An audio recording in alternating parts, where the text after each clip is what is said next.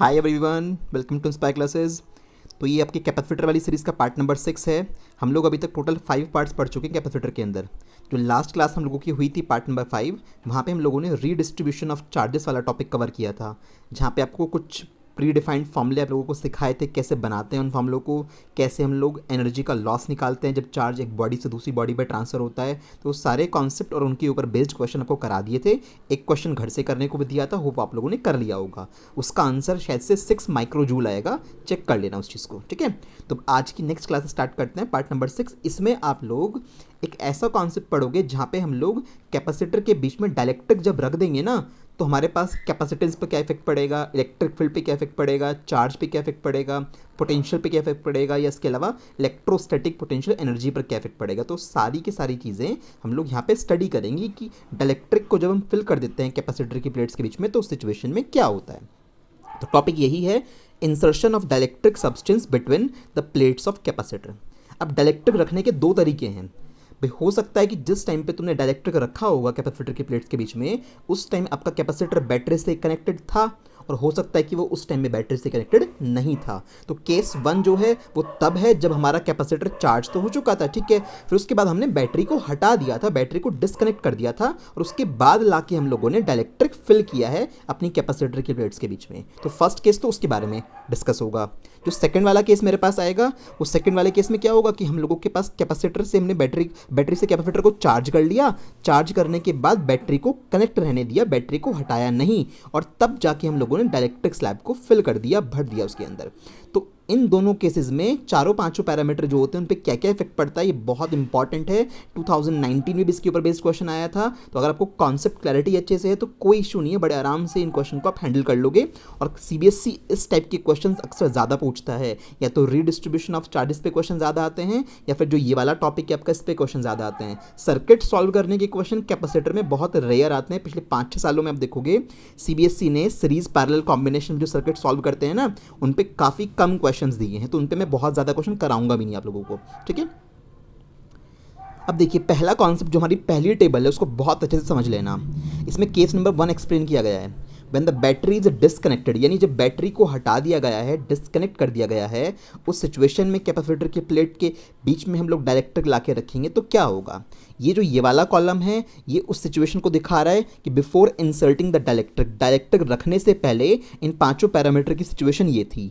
Dielectric रख देने के बाद पांचों पैरामीटर की सिचुएशन ऐसी हो गई। अब इसको समझ लेते हैं, थोड़ा देखो याद तो रखना पड़ेगा, बाकी अंडरस्टैंडिंग में आपको डेवलप करा देता हूँ ताकि आपको ये बहुत मुश्किल ना लगे। अब देखो, सबसे पहली बात आती है इलेक्ट्रिक चार्ज की। हम लोगों ने जब डायलेक्ट्रिक नहीं रखा था तो सपोज उस टाइम पे हमारी बैटरी से कैपेसिटर पे क्यू अमाउंट का चार्ज ट्रांसफ़र हो चुका था। हमने क्या करा, बैटरी तो हटा दी है। अब जब बैटरी हटा दी है तो चार्ज को सप्लाई करने वाली जो डिवाइस थी वो हटा दी, तो अब चार्ज तो और आएगा नहीं, सीधी सी बात है भाई। जिस डिवाइस को जो डिवाइस चार्ज सप्लाई किया करती थी कैपेसिटर को, वो आपने रिमूव कर दी है। तो इसका मतलब जितना चार्ज कैपेसिटर पे स्टोर होना था वो चार्ज कांस्टेंट हो गया, अब और चार्ज नहीं बढ़ेगा। डायलेक्ट्रिक भर देने से चार्ज पे कोई इफेक्ट नहीं पड़ेगा। तो यही लिखा हुआ है no change. That means Q dash की वैल्यू किसकी इक्वल आएगी, ओरिजिनल चार्ज की इक्वल आएगी। जितना चार्ज पहले था उतना ही चार्ज बाद में रहेगा। क्यों भाई, जो चीज़ चार्ज सप्लाई कर सकती थी वो तो चली गई ना, अब चार्ज कैसे लेके आओगे। अब डायलेक्ट्रिक भरो या ना भरो कोई फ़र्क ही नहीं पड़ता, जितना चार्ज बैटरी पे आया वो फिक्स हो गया, वो चार्ज कहीं नहीं जाने वाला।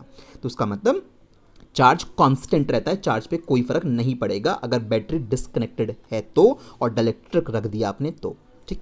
बात आती है कैपेसिटेंस की। ये अकेला ऐसा पैरामीटर है जो हमेशा भैया एक जैसा ही रहना है। इसको मैंने आपको पहले ही बताया था, चाहे कुछ भी हो जाए कैपेसिटेंस तो हमेशा के टाइम्स ही इंक्रीज होनी है। जहाँ पे के क्या है, ये डायलेक्ट्रिक कांस्टेंट है उस डायलेक्ट्रिक सब्सटेंस का। तो आपके पास बैटरी कनेक्टेड है या नहीं है, कुछ भी हो, इससे कोई फर्क नहीं पड़ता। जो हमारे कैपेसिटर की कैपेसिटेंस है वो तो हर केस में के टाइम्स ही होनी है, उसको मैं हमेशा डायरेक्टली यूज़ करूँगा। इसको याद रखिएगा, इसको डायरेक्टली यूटिलाइज कर सकते हो आप, ठीक है। अब इसके बाद बात आती है इलेक्ट्रिक फील्ड पे क्या इफेक्ट पड़ेगा। अब इलेक्ट्रिक फील्ड के केस में जाने से पहले आप पोलराइजेशन सोचो। डायलेक्ट्रिक का पोलराइजेशन तुम्हें सिखाया था कि जब हम लोगों ने कैपेसिटर की प्लेट के बीच में डायलेक्ट्रिक स्लैब रख दिया था तो उस सिचुएशन में क्या हुआ था कि उस डायलेक्ट्रिक स्लैब के अंदर एक इंटरनल इलेक्ट्रिक फील्ड क्रिएट हो गया था। उस इंटरनल इलेक्ट्रिक फील्ड ने एक्सटर्नल इलेक्ट्रिक फील्ड की वैल्यू को थोड़ा सा डिक्रीज कर दिया था अपोजिट डायरेक्शन में होने की वजह से। तो इतना समझ में आया था कि जो डायलेक्ट्रिक हमारे पास इलेक्ट्रिक फील्ड है वो इलेक्ट्रिक फील्ड डिक्रीज हो गया था। कितना डिक्रीज होता है, तो 1/k टाइम्स डिक्रीज होता है, क्योंकि इस वैल्यू को जो लिखी हुई है इसको आप ऐसे भी तो लिख सकते हो, एक ही तो बात है, ई अपॉन के, ठीक है, ये ऐसे लिखा हुआ है, तो 1/k टाइम्स ये इलेक्ट्रिक फील्ड की वैल्यू डिक्रीज हो गई, के से डिवाइड हुआ है यहाँ पे।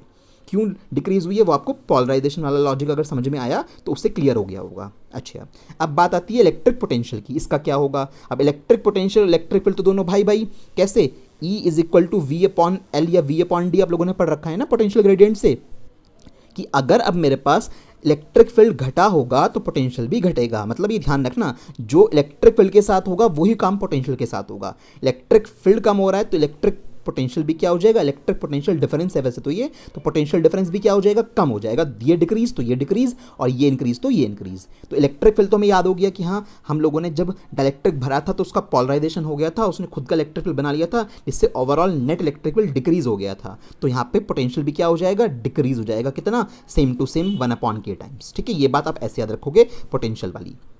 फिर बात आती है पोटेंशियल एनर्जी की। इसको कैसे याद रखें, कई सारे फॉर्मूले, किसी को अप्लाई कर लो, इसको लगा लो। हाफ क्यू वी को आसान पड़ेगा क्योंकि एक पैरामीटर कांस्टेंट है। हाफ क्यू वी जब लगाओगे तो यहाँ पे क्यू तो कांस्टेंट है ना भाई, डाइलेक्ट्रिक आप लोगों ने जब भरा है तो बैटरी कनेक्टेड नहीं थी, तो इसका मतलब चार्ज तो कांस्टेंट हुआ, तो क्यू तो कांस्टेंट हुआ। और वी का क्या हाल हुआ, वी का हाल ये हुआ कि वी डिक्रीज हो गया, 1/k टाइम्स हो गया। तो अगर वी 1/k टाइम्स हो गया है तो यू भी क्या हो जाएगा, 1/k टाइम्स हो जाएगा। तो सेम टू सेम यहाँ पर ये भी 1/k टाइम्स हो गया। तो इतना आसान सा लॉजिक है, समझ के याद करो, कोई इशू नहीं है। ना भी याद आए, एक आध पैरामीटर तो निकाल लोगे ना। मान लो तुम एनर्जी में मतलब एनर्जी में कंफ्यूज हो गए, तुम्हें समझ में नहीं आया कि क्या हो रहा है, तो उस सिचुएशन में क्या करोगे कि एनर्जी का फॉर्मूला लिखो एकदम से। चार्ज कुछ तो याद आना चाहिए, चार्ज तुम्हें याद आएगा कि हाँ चार्ज तो मेरे पास कांस्टेंट था, चार्ज चेंज नहीं हुआ था। ठीक है, अब पोटेंशियल का क्या हुआ था, पोटेंशियल डिक्रीज हो गया था k टाइम्स, मतलब 1/k टाइम्स हो गया था, तो ये भी क्या हो जाएगा 1/k टाइम्स। तो ये पैरामीटर आपको ऐसे याद रखने हैं। ठीक है, अब केस डिस्कस करेंगे जब डाइलेक्ट्रिक हम लोगों ने उस सिचुएशन में भरा जब बैटरी कनेक्टेड थी, कैपेसिटर से बैटरी को हटाया नहीं गया था। तो ये केस नंबर 2 हमारे पास आ गया जब बैटरी कनेक्टेड है। तो डाइलेक्ट्रिक भरने से पहले ये पैरामीटर मेरे पास, ठीक है, डाइलेक्ट्रिक जब भर दिया तब क्या होगा। अब ये थोड़ी सी ध्यान से समझने वाली सिचुएशन है, एग्जैक्टली हुआ क्या होगा।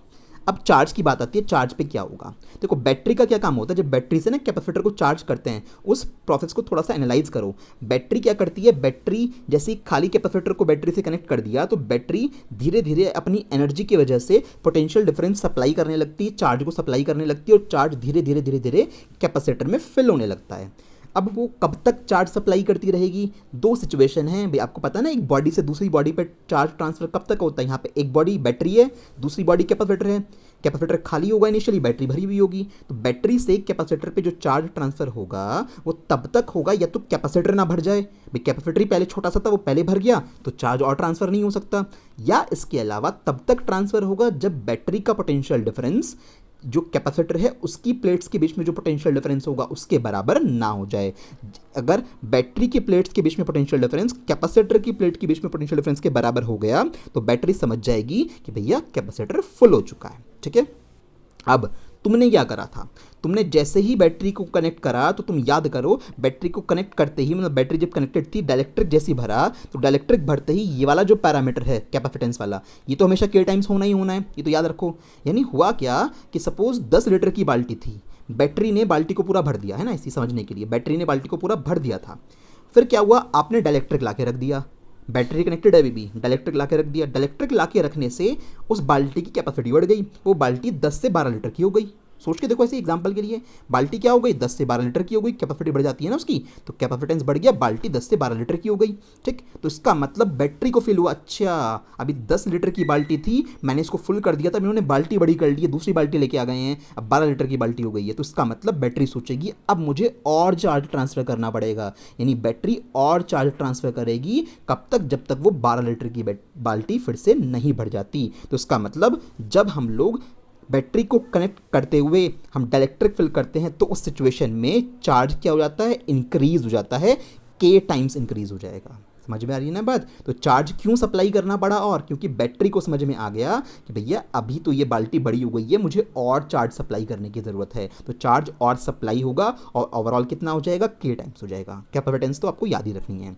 इलेक्ट्रिक फील्ड का क्या होगा, इलेक्ट्रिक फील्ड में कोई चेंज नहीं होता। अब ये बात थोड़ी सी टिपिकल है क्योंकि ये रिजल्ट लिखा हुआ है फाइनल।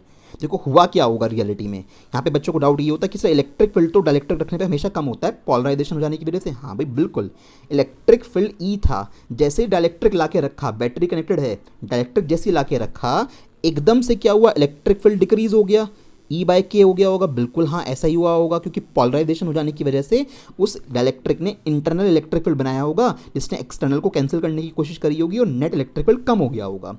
बट सोचो ना, जैसे ही वो इलेक्ट्रिक फील्ड कम हुआ, इंस्टेंटली बैटरी ने और चार्ज सप्लाई कर दिया। देखा ना, चार्ज के टाइम्स हो गया, तो इंस्टेंटली बैटरी ने और चार्ज सप्लाई कर दिया, तो वापस कैपेसिटर की प्लेट्स के बीच में ये इलेक्ट्रिक फील्ड रीस्टोर होकर कैसा हो गया, ई वैल्यू का हो गया। समझ में आ रही है ना बात? तो ये है पूरा लॉजिक।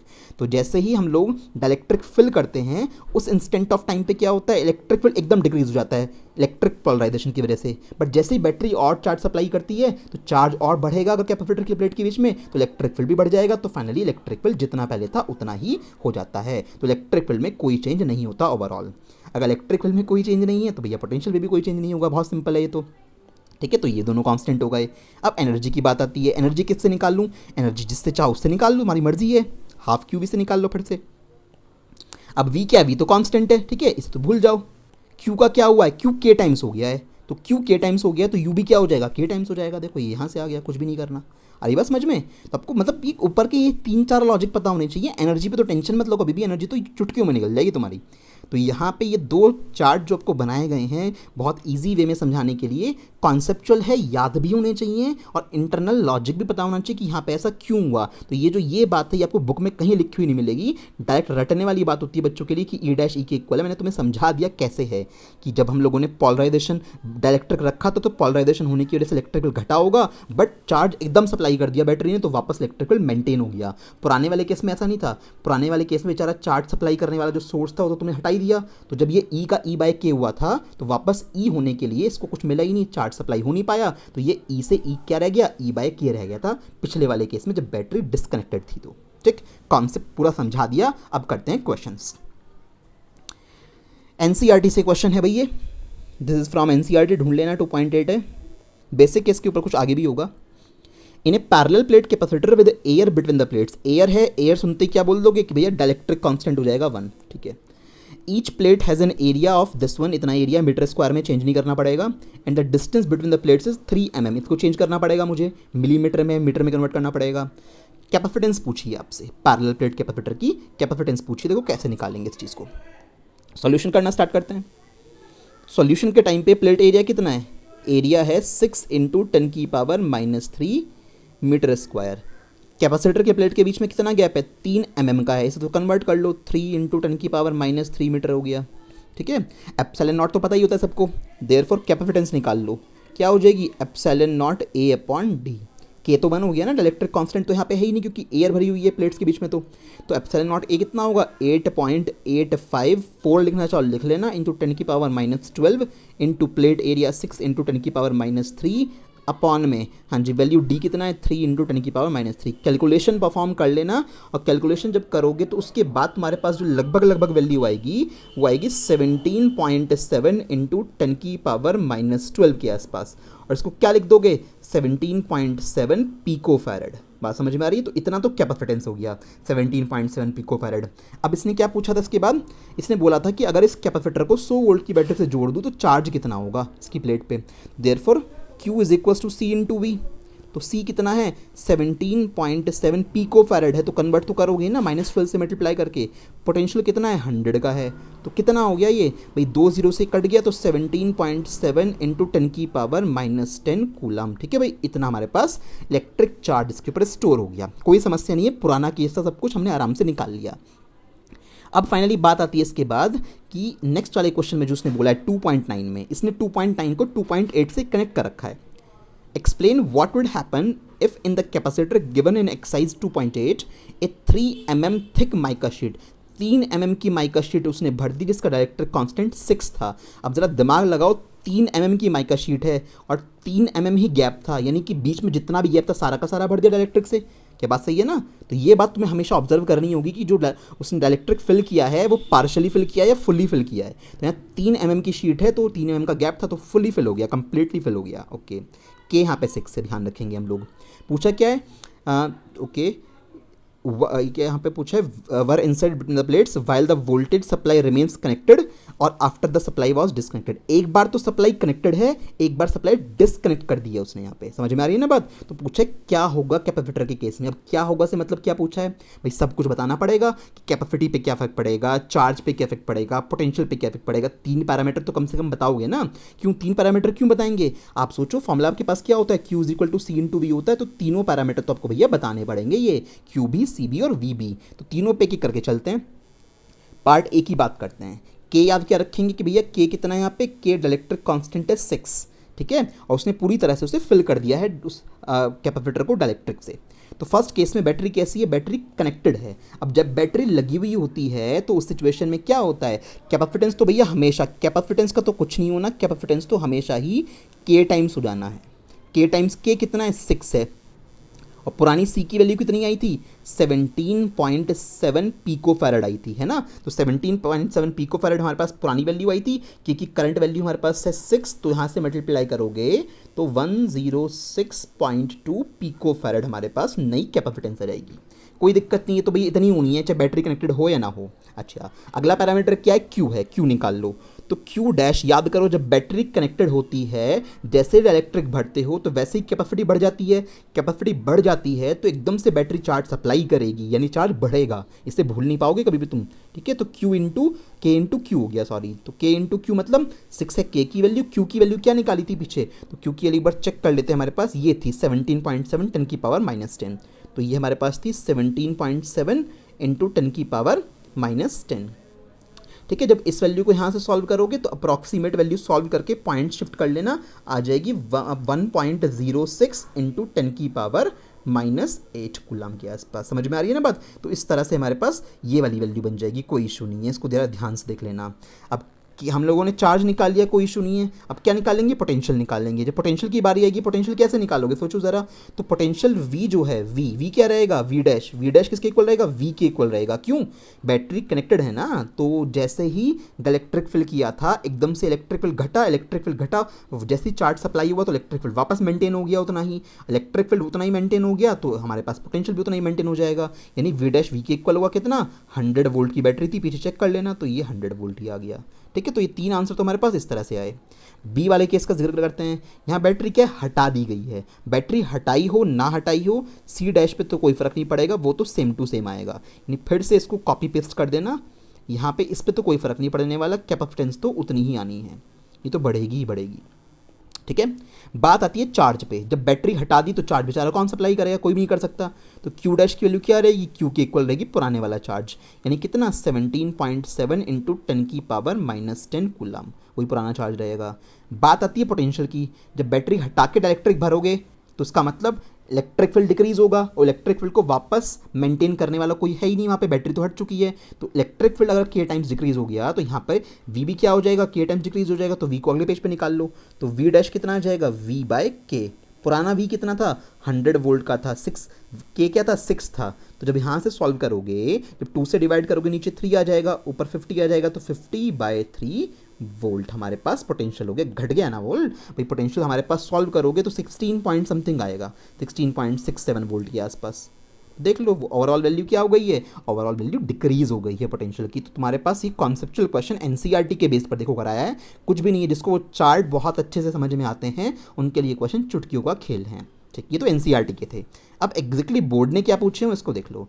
ये जो क्वेश्चन तुम्हारे सामने है ये 2015 में भी आया, और ये क्वेश्चन यहीं के पेपर में उठा के देख लेना, 2019 में भी आया था, same to same copy paste question था। क्या बोला है देख लें, पूछ लें। 5 नंबर में आया हुआ है क्वेश्चन, ध्यान रखना। ये explain briefly the process of charging A parallel plate capacitor when it is connected across A DC battery. पूरा प्रोसेस समझाया था लास्ट लेक्चर्स में, आपके पास ये सारी बातें थी कि कैसे कैपेसिटर को चार्ज करते हैं, पूरा सिस्टम तुम्हें समझा दिया था। तो इतना सेक्शन तो आप वहीं से कर लोगे। अब इस न्यूमेरिकल पे आते हैं। एक capacitor of capacitance C is charge by V volt. C capacitance का कोई कैपेसिटर था, उसको वी वोल्ट से हमने चार्ज किया। After some time the battery is disconnected. तो इस रूल पे ध्यान रखना है, बैटरी हटा दी गई है, बैटरी सिस्टम में नहीं लगी हुई है। तो दिमाग में कौन सा चार्ज चलना चाहिए, डिसकनेक्शन वाला। And the distance between the plates is double. यहाँ ये बात बहुत इंपॉर्टेंट है, क्योंकि कभी कभी तो प्लेट्स के बीच में डिस्टेंस चेंज करता है, कभी कभी नहीं करता है। तो यहाँ पे उसने डिस्टेंस को चेंज कर दिया, डबल कर दी, डी की वैल्यू 2D, ठीक है। Now A slab of dielectric constant जो भी है वैल्यू तो देनी रखने से कंफर्म, रेंज दे दी उसने 1 से 2 के बीच में है, डाइलेक्ट्रिक कांस्टेंट जो भी होगा मुझसे कोई मतलब नहीं है, हम तो के ही रखेंगे यहाँ पे क्योंकि मुझे के की कोई कंफर्म वैल्यू नहीं पता। Is introduced to fill the space between the plate, dielectric भर दिया उसने।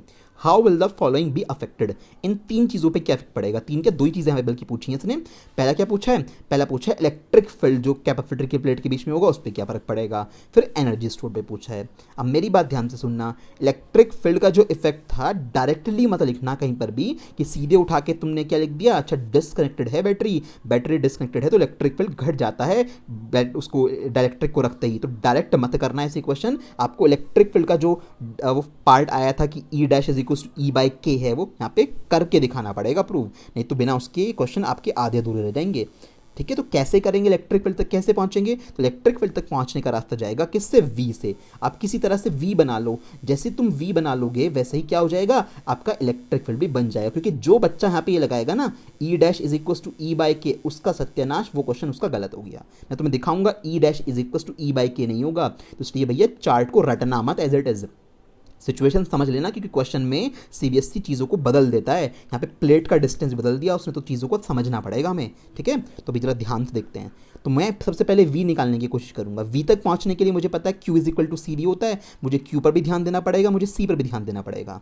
तो ए पार्ट को करने के लिए सबसे पहले मैं क्या करता हूँ, सबसे पहले मैं सी की वैल्यू को निकालता हूँ, क्योंकि जो मुझे अच्छे से पता होती है। तो सी डैश हमेशा कितना होता है, सी डैश हमेशा के टाइम्स ऑफ सी हो जाता है, ये आपको बहुत अच्छे से पता है, इसमें कोई दो राय नहीं है। तो सी डैश कितना हो गया, के टाइम्स ऑफ सी हो गया। अच्छा जी, के टाइम्स ऑफ सी हमारे पास जो हुआ है, इसमें इसने एक बात और करी है कि भाई हमारे पास जो पहले कैपेसिटेंस था सी, वो कितना था, वो epsilon not a upon D आया करता था। ठीक है, जैसे डायलेक्ट्रिक उसने भरा तो सी डैश जो अपने लोगों ने निकाला वहाँ पे वो एप्सिलॉन नॉट के ए अपॉन डी नहीं आएगा, क्या आएगा, 2D आएगा। अब यहीं पे बच्चे मात खा जाते हैं, जिसने सिर्फ ये रट रखा है उसका हो गया गलत। क्यों, सी पहले ये था, जैसे डायलेक्ट्रिक भरा तो के टाइम्स होता है, हाँ बिल्कुल होता है, बट यहाँ पे डिस्टेंस भी तो डबल कर दी भैया, इसको भी तो देख लो।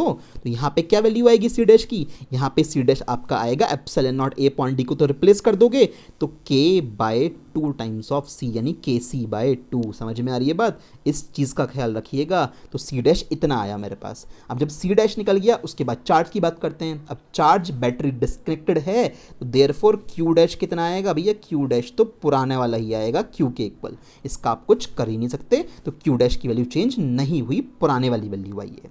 बात समझ में आती है। तो हमारे पास कैपेसिटेंस जो है, कैपेसिटेंस इतना हो गया, क्यू डैश क्यू किसके इक्वल हो गया, क्यू के इक्वल हो गया, पुराने वाली वैल्यू हुई, इसमें कोई भी चेंज नहीं हुआ। अच्छा, अब हमें क्या निकालना है, अब हमें इलेक्ट्रिक फील्ड निकालना है। अब इलेक्ट्रिक फील्ड तक पहुंचने के लिए पहले पोटेंशियल बना लो, तो पहले पोटेंशियल पूरा कर लेते हैं।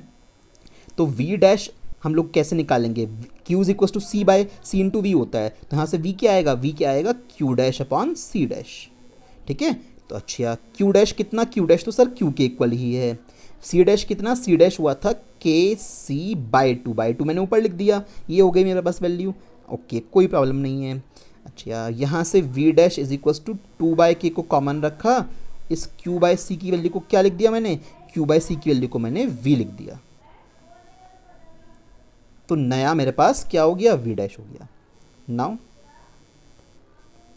ई dash is equal to V by D, तो ई डैश कितना आया, वी बाय डी, तो V dash upon D dash. ठीक है, E dash is equal to V dash कितना हुआ, 2/k into V upon D dash. हाँ जी, डी डैश के लिए कितनी आएगी, डी डैश उसने 2D कर दिया था ना, याद है ना, डी डैश उसने 2D कर दिया, तो क्या आया हमारे पास यहाँ पे फाइनल वैल्यू, तो E dash is equal to 2 से ये 2 कट गया, तो फाइनली वैल्यू कितनी आई यहाँ पे, फाइनली वैल्यू हमारे पास आई वी अपॉन के डी, है ना, और यानी कि ई बाय के।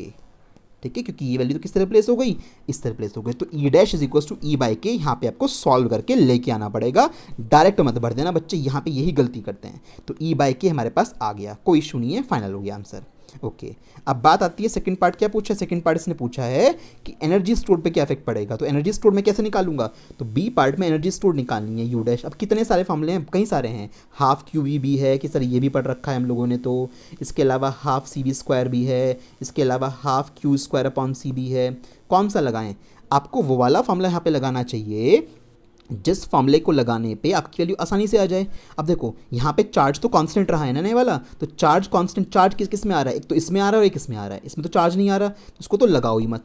चार्ज इसमें आ रहा है और इसमें आ रहा है, दोनों में से जो मन चाहे वो वाला फॉर्मूला अप्लाई कर सकते हो, कोई दिक्कत वाली बात नहीं है। सिंपल सा ये नज़र आ रहा है तो मैं इसी को अप्लाई कर लेता हूँ। तो यू डैश जब निकालूंगा अब तो क्या आ जाएगा, half Q dash into V dash, U dash is equal to half Q dash, तो क्यू के इक्वल ही था, आपने देखा था कि चार्ज तो चेंज ही नहीं हुआ।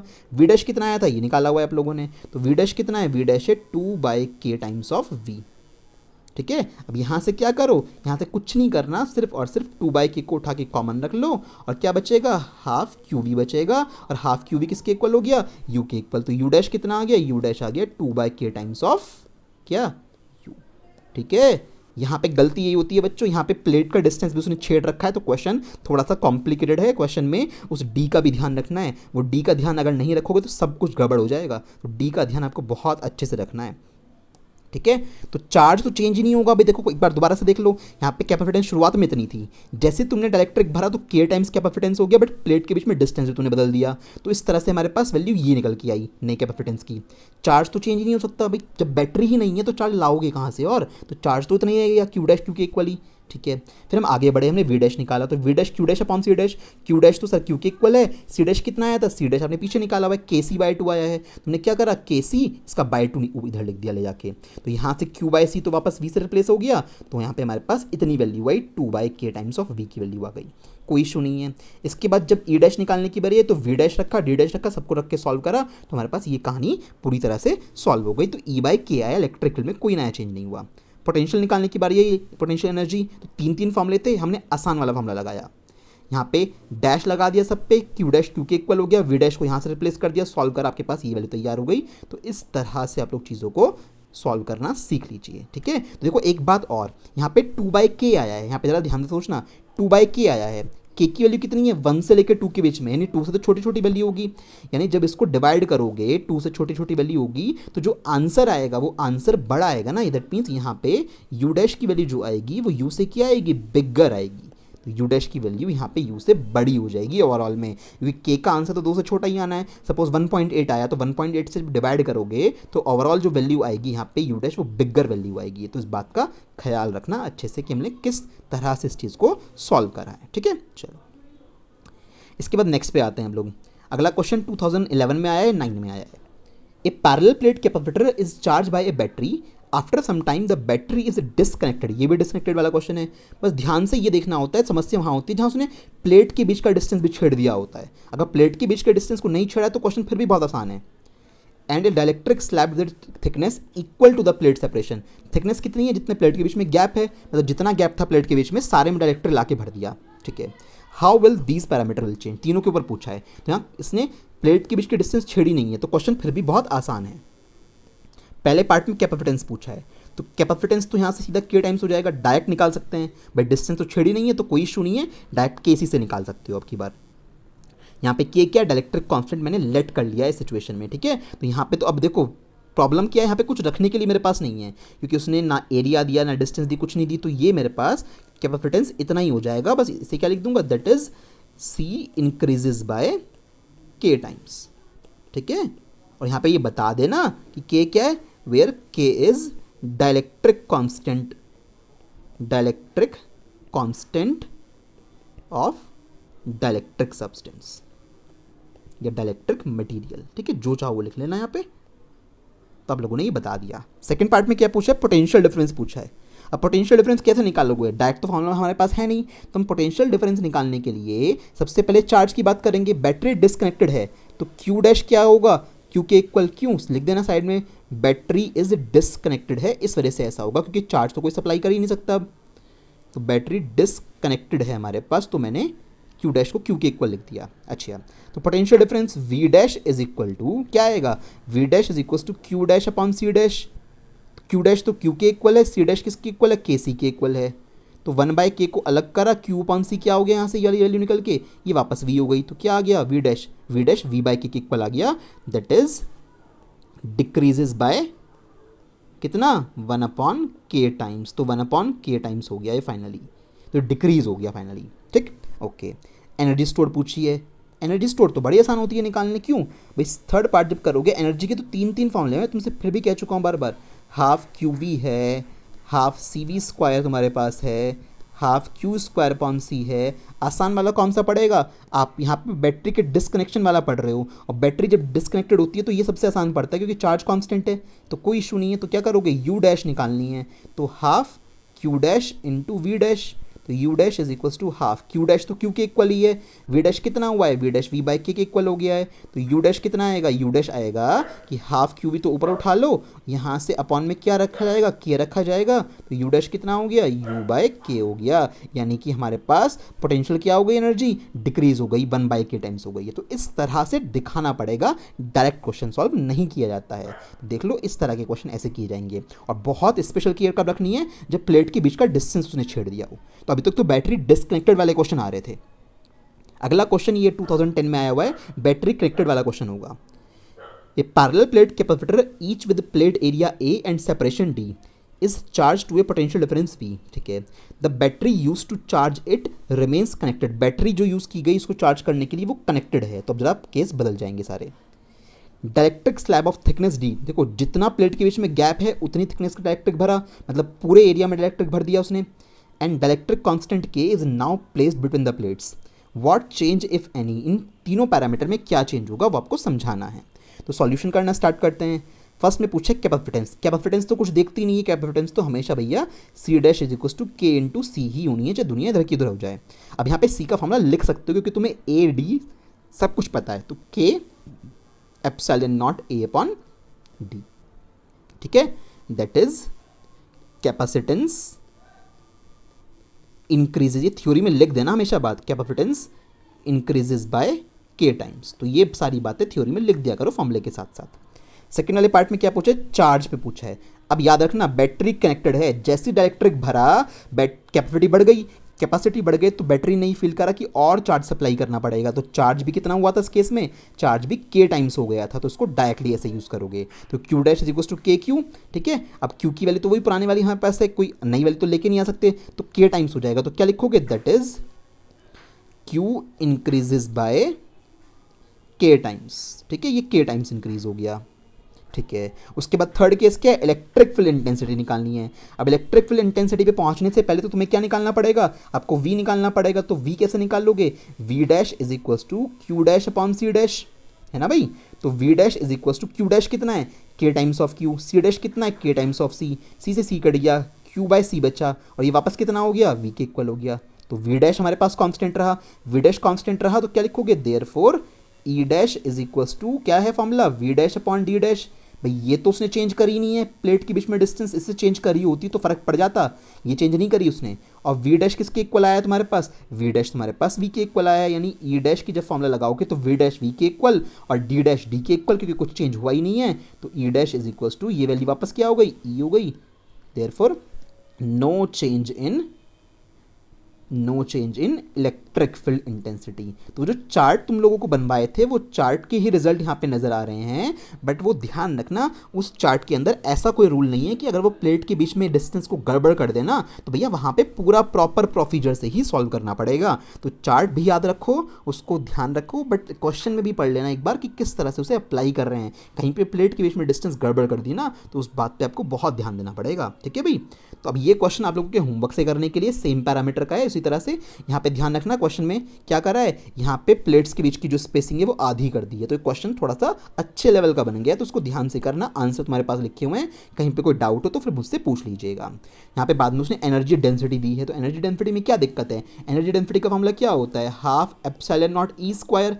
तो जहाँ पे जब यू डैश लगाओगे तो ई डैश का स्क्वायर हो जाएगा, तो ई डैश आप निकाल चुके होंगे पहले, लाके यहाँ पे रख देना, यू डैश भी आ जाएगा आराम से, कोई इशू नहीं है। ठीक, अच्छा इसके बाद एक और क्वेश्चन, ये क्वेश्चन करने की कोशिश करना, इतना टफ नहीं है। इस क्वेश्चन का जो आंसर है या इस क्वेश्चन के बारे में जो सॉल्यूशन है मैं आपको नेक्स्ट जब क्लास कराऊंगा तो उसमें ये वाला क्वेश्चन एक बार करा दूंगा, सो दैट आपका क्लैरिफिकेशन हो पाए कि आप लोगों ने जो प्रोसीजर लेके चले हो वो बिल्कुल ठीक भी है या नहीं है। ठीक है, सीबीएसई के सैम्पल पेपर में आया हुआ क्वेश्चन है, एक बार इंपॉर्टेंट क्वेश्चन है कैपेसिटर के ऊपर बेस्ड। देखते हैं आप लोग इसको किस तरह से हैंडल करते हो। सेकंड वाला पार्ट न्यूमेरिकल है तो उसका आंसर यहाँ पे लिखा हुआ है, फर्स्ट वाले पार्ट में थ्योरेटिकली तुमसे बात यहाँ पे पूछी हुई है। ठीक है, तो आपके पास ये जो टॉपिक था हमारे की कैपेसिटर की प्लेट्स के बीच में डायलेक्ट्रिक फिल करने वाला, तो हम लोगों ने पूरी तरह से कंप्लीट कर लिया। हम लोगों को सारे कॉन्सेप्ट समझ में आ गए कि बैटरी कनेक्टेड होती है तो क्या फ़र्क पड़ता है और बैटरी डिसकनेक्टेड होती है तो क्या फ़र्क पड़ता है।